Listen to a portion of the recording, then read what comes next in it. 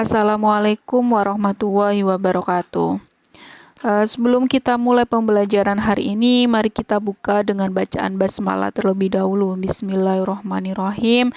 Semoga apa yang akan kita pelajari hari ini dapat bermanfaat untuk kita semua. Amin ya robbal alamin. Untuk pertemuan hari ini kita akan membahas mengenai keterkaitan manusia hidup dalam perubahan dan juga keberlanjutan. Kehidupan manusia itu diwarnai dengan adanya perubahan dan juga keberlanjutan. Apa sih itu perubahan? Jadi perubahan ini adalah sebuah proses di mana masyarakat itu membentuk praktek yang baru dan berbeda dengan praktek sebelumnya. Kenapa? Karena praktek lama itu dinilai tidak memadai untuk menunjang kemajuan kehidupan atau perkembangan zaman. Sedangkan keberlanjutan ini merupakan perwujudan ya dari proses perkembangan kehidupan masyarakat yang terus berlanjut meskipun situasi dan kondisi itu berubah.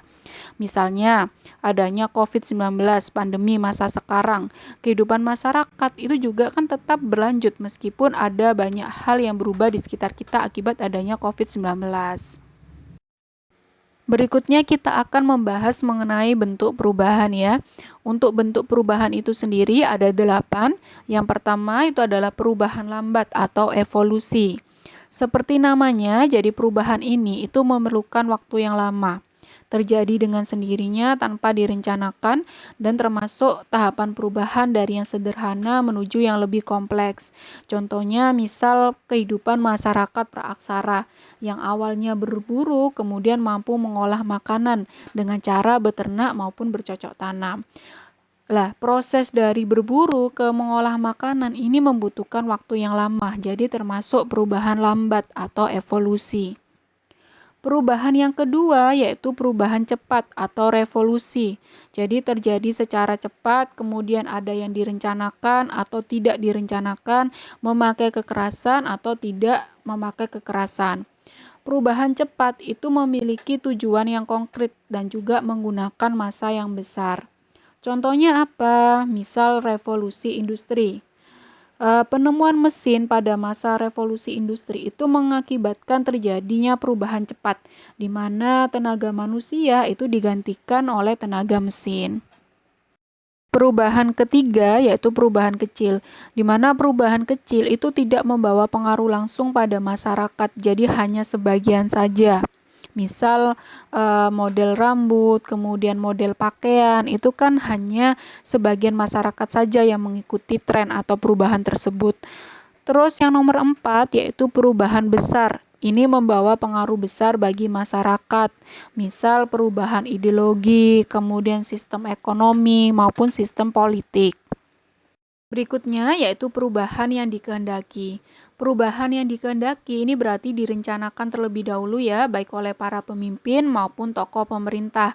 Misalnya penerapan PPKM di masa pandemi, itu termasuk perubahan yang dikehendaki. Kemudian nomor 6 itu adalah perubahan yang tidak dikehendaki. Berarti perubahannya itu di luar jangkauan pengawasan masyarakat dan biasanya menyebabkan hal yang negatif.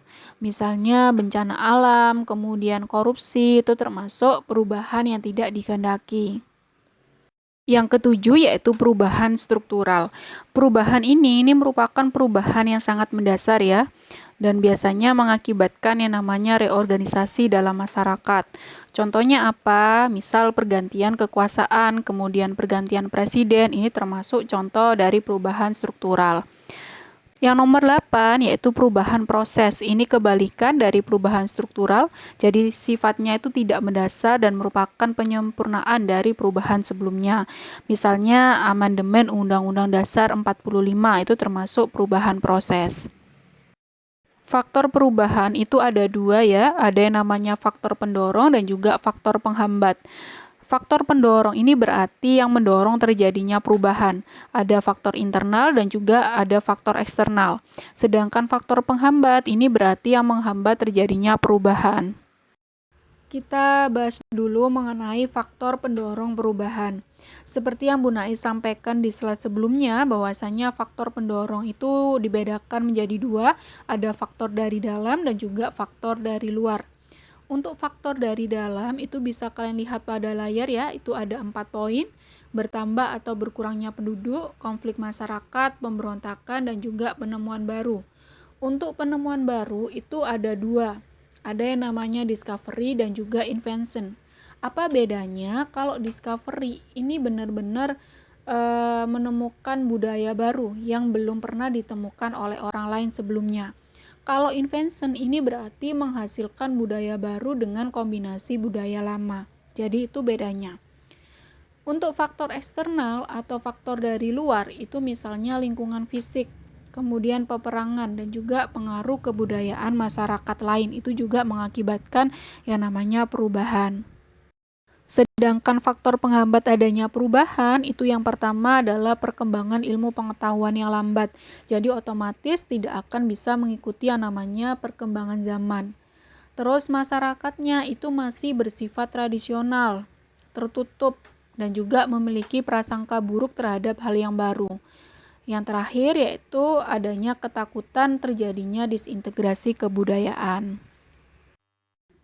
Ya, itu tadi materi yang Bu Nai sampaikan hari ini. Sampai ketemu minggu depan.